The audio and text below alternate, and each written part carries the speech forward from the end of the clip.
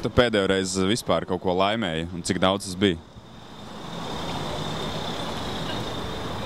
Nu, es neatceros, kodās loterijās neesmu piedalījies baigi. Un laimēt.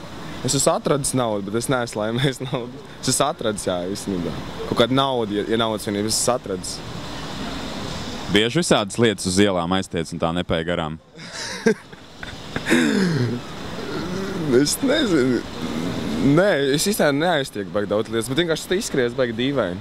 Tā, uz tā visu fonu, kas tev uz ielas. Es runāju pa telefonu un skatos kaut kas balts un tā. Gribējās apskatīties. Un tagad tev būs 25 lati, kā tu tērēsi?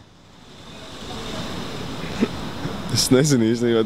Man būs jādomā. Es domāšu, ko es darīšu tiem 25 latiem. Es nezinu.